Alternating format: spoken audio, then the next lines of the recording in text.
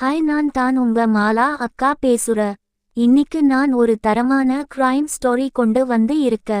கதைக்கு போறதுக்கு முன்னாடி சேனலை சப்ஸ்கிரைப் பண்ணதவங்க பண்ணிக்கோங்க. வாங்க கதைக்குள்ள போகலாம். அனைவருக்கும் வணக்கம். என்னோட கதை படித்துவிட்டு எனக்கு உங்கள் கருத்துக்கள் கூறிய அனைத்து வாசகர்கள் நண்பர்களுக்கும் என்னோட நன்றி. உங்களுக்கு பிடித்திருந்தால் இன்னும் நிறைய கதை உங்கள் மனநிலை ஏத்து போல எழுதுகிறேன்.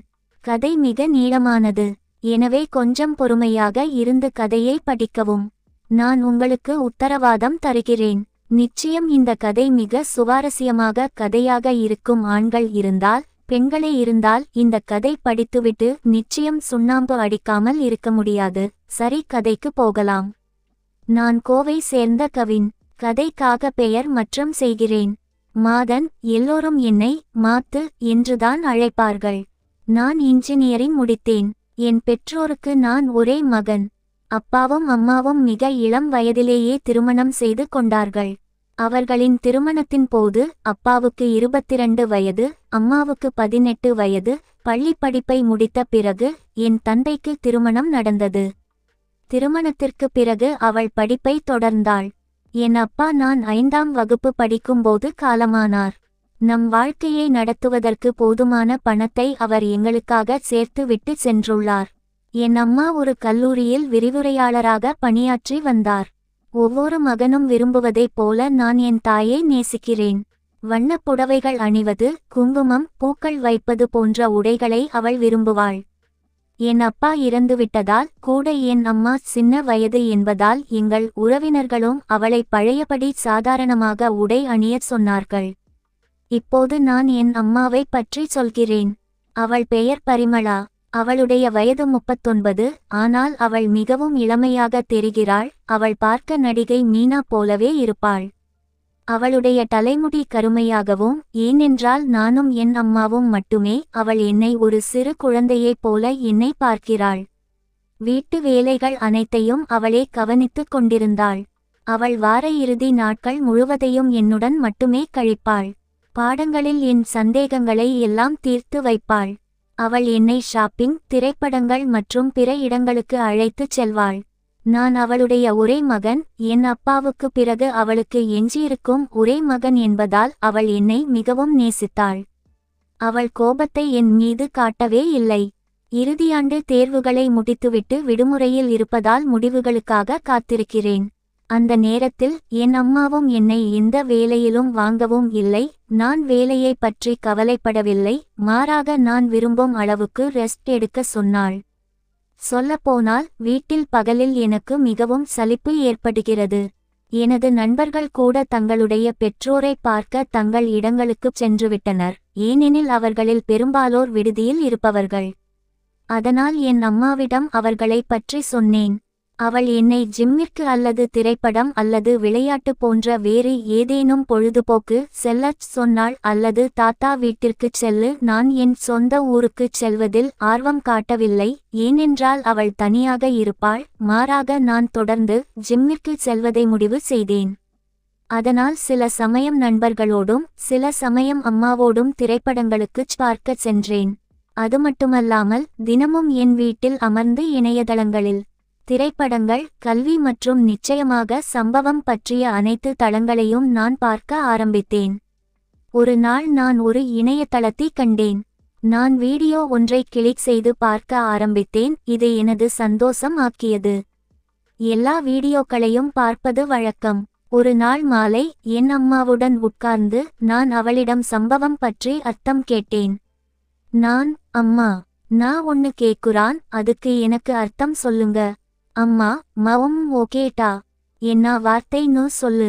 நான், சரியா தெரியலம்மா, சம்பவம்னு இருந்துச்சு. நாராய இடத்துல சம்பவம்னு போது இருந்துச்சு. எனக்கு அந்த வார்த்தைக்கு அர்த்தம் தெரியலம்மா. அம்மா, ஹோம், எனக்கும் தெரியலையே, இருடா டிக்ஷனரி பார்க்கலாம். அம்மா மொபைலை பயன்பாட்டை திறந்து வார்த்தையின் அர்த்தத்தை தேடினாள். மொபைலை பார்த்ததும் அவள் முகம் சீரியஸாக மாறியது. அம்மா, இந்த வார்த்தை நீ எங்க பார்த்தா? நான், இன்டர்நெட்ல ஒரு விளம்பரம் வந்துச்சு மா. என் நாரைய இடத்துல இந்த வார்த்தை இருந்துச்சு. அம்மா, நாராய இடத்துலனா? அப்படி என்ன வெப்சைட் உள்ள போய் பார்த்தா? சொல்லு என மதிரி வெப்சைட் அது. தலை குனிந்து அமைதியாக இருந்தேன். நான், மன்னிக்கவும் மா. எனக்கு அந்த வார்த்தைக்கு அர்த்தம் தெரியலன்னு தான் கேடன். மன்னிக்கவும் அம்மா. மவம் சரி, நீ அந்த வார்த்தைக்கு அர்த்தம் கெட்ட நாளச் சொல்றன். நெருங்கிய இரத்த சொந்தங்கள் குள்ள சம்பவம் பண்றது. அவள் என்னிடம் அர்த்தம் சொல்லி விட்டு சென்றாள். சிறிது நேரம் கழித்து நான் கேட்ட வார்த்தையால் அவள் பதற்றமடைந்தாள் என்பதை உணர்ந்தேன். நான் அவளிடம் சென்று மன்னிப்பு கேட்டேன். எனக்கு அர்த்தம் தெரியாது என்று சொன்னேன். அதனால் கேட்டேன். அம்மா என்னை தனியா விடு என்றாள். மறுநாள் காலையில் அவள் குட் பை சொல்லிவிட்டு கல்லூரிக்கு கிளம்பினாள். வழக்கமாக அவள் கல்லூரிக்கு கிளம்பும் முன் என் தலைமுடியை வருடி கன்னங்களில் கிள்ளுவாள். ஆனால் சம்பவம் என்று அர்த்தம் கேட்டதற்காக எனக்கே வருத்தமாக இருந்தது. அதன் பிறகு இணையத்தை பயன்படுத்தும் போது சம்பவம் தவிர்த்து வீடியோக்களை பார்த்தேன்.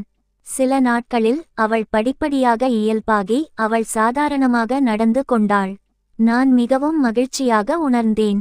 சில நாட்களுக்கு பிறகு சம்பவம் பிரிவில் ஒரு வீடியோவை பார்க்க நினைத்தேன்.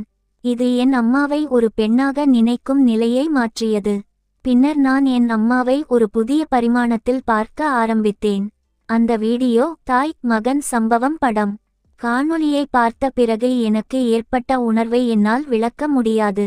நிச்சயமாக படத்தில் நடிக்கும் நடிகர்கள் உண்மையான தாய் மற்றும் மகனாக இல்லாமல் இருக்கலாம். ஆனால் நம் மனநிலையின் நாம் பெற்ற அம்மா மகன் தான் நினைக்க தோணும். அம்மாவும் மகனும் ஒருவருக்கொருவர் சம்பவம் கொள்கிறார்கள் என்று எனக்கு அப்போது தோன்றியது. மாலையில் என் அம்மாவை என்னால் எதிர்கொள்ள முடியவில்லை.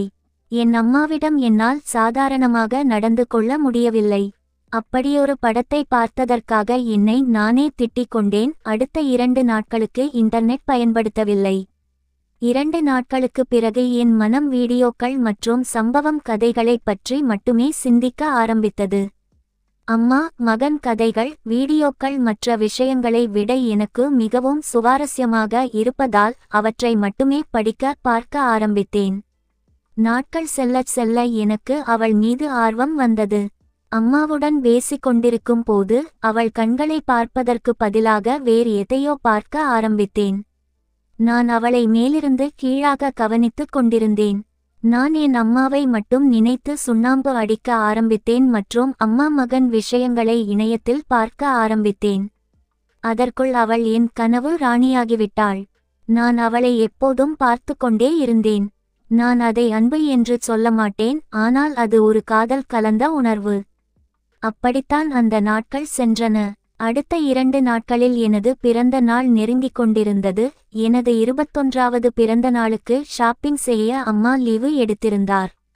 நான் அவளுடன் ஷாப்பிங்கிற்குச் சென்று எனக்கும் என் அம்மாவிற்கும் ஒரு ஆடை மற்றும் கேக் மற்றும் வேறு சில சாப்பிடக்கூடிய பொருட்களை வாங்கினேன். மறுநாள் காலையில் என்னை எழுப்பி விஷ் செய்துவிட்டு தயாராகி கீழே வரச் சொன்னாள். அன்று அவள் அணிந்திருந்த அந்த புதிய சேலையில் அவள் மிகவும் அழகாக இருந்தாள். நான் அவள் அருகில் சென்று அவளை அணைத்து என்னை ஆசீர்வதிக்க சொன்னேன். அவள் என் பக்கம் திரும்பி என் நெற்றியில் முத்தமிட்டு மீண்டும் என்னை வாழ்த்தினாள். அம்மா, முத்தத்திற்கு பிறகு பிறந்தநாள் வாழ்த்துக்கள் டா செல்லம். நான், நீங்கள் ஏன் எனக்கு தினமும் ஒன்றை கொடுக்கக்கூடாது? அம்மா, மவும் சரிட்டா, இன்னை லந்து உனக்கு டெய்லி கிஸ் தாரேன் சரிவா? நான், நன்றி அம்மா. சிறிது நேரத்திற்கு பிறகு எங்கள் வீட்டிற்கு எனது பிறந்தநாள் பரிசு வந்தது. அது நான் எதிர்பார்க்காத புதிய கார். நான், அம்மா ரொம்ப ரொம்ப நன்றி மா, மிக்க நன்றி. அம்மா, இட்ஸ் ஓகே டா செல்லம், உனக்கு தான் இந்த கார் ரொம்ப பிடிக்கும்ல. போய் உன் ஃப்ரெண்ட்ஸா மீட் பண்ணிடு வா. மதியத்துக்கு என்ன லஞ்ச் பண்ணணும்னு சொல்லு, அம்மா செஞ்சு வைக்கிறேன். நான் சந்தோஷமாக இருந்தேன். நான் என்ன செய்கிறேன் என்று யோசிக்கவில்லை. அவள் கன்னங்களில் பலமாக முத்தமிட்டு சொன்னேன். நான், முதல் இந்த கார்ல எங்க நீங்க தான்மா வரணும், அதுக்கு அபாரம் தான். மத்தவங்கலாம், அப்போ வாங்கம்மா நம்ம ஒரு டிரை போயிடு வரலாம். அம்மா, சரிட்டா செல்லம். இரு வீட்டா லாக் பண்ணிடு வரான். பின்னர் ஒரு பிரபலமான கோவிலுக்குச் செல்லத் தொடங்கினோம். வழியில் ஒரு பூக்கடையை பார்த்தேன். கடையின் அருகே காரை நிறுத்திவிட்டு அம்மாவுக்கு பூக்களை வாங்கிக் கொடுத்தேன். அவள் என்னை குழப்பமாக பார்த்தாள்.